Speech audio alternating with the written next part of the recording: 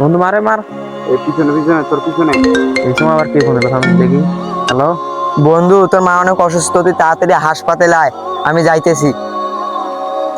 আচ্ছা বন্ধু তুই দাঁড়া, আমরা যাইতেছি এক্ষুনি। তুমি চল তো দেখি একটু। বন্ধু তাড়াতাড়ি চল। ভাই আপনারা দুজন আমার সাথে একটু চলেন ভাই। আচ্ছা আপনি ওঠেন, দেখি ওঠেন। কি হয়েছে আপনার ভাই, বলেন দেখি। ভাই আমার বউ অনেক অসুস্থ ভাই, আপনারা যদি না যান আমার বউ মারা যাবে ভাই। ভাই আপনার ভাই কি হয়েছে যে আমরা না গেলে মারা যাবে? ভাই আপনারা আমার সাথে একটু আসেন ভাই, বাসার থেকে আসার সময় আমার বউ হঠাৎ করে রাস্তায় অজ্ঞান হয়ে পড়ে গেছে। ভাই কি এমন হয়েছে চলো দেখি। আচ্ছা ভাই আসো। বন্ধু আমার তো মা তো অনেক অসুস্থ, তুই তো জানিস ওইদিকে যে কি হলো আমি তো সেটাও জানি না। হ্যাঁ বন্ধু তুই তো ঠিকই বলেছিস, ওইদিকে যে তোর মার অবস্থা কি হলো। ভাই আপনাদের সাহায্য করার জন্য অনেক ধন্যবাদ ভাই। আচ্ছা এসব বাদ দেন, আপনার বউয়ের অবস্থা এখন কেমন? ভাই আপনাদের জন্য আমার বউ আবার জীবন ফিরে পেলো, আপনাদের যে কি বলে ধন্যবাদ দেবো।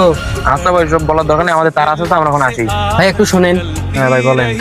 ভাই আপনাকে দেখে অনেক চিন্তিত মনে হচ্ছে। হ্যালো বন্ধু, চিন্তা করার কোনো কারণ নাই, তোর মা এখন সুস্থ আছে।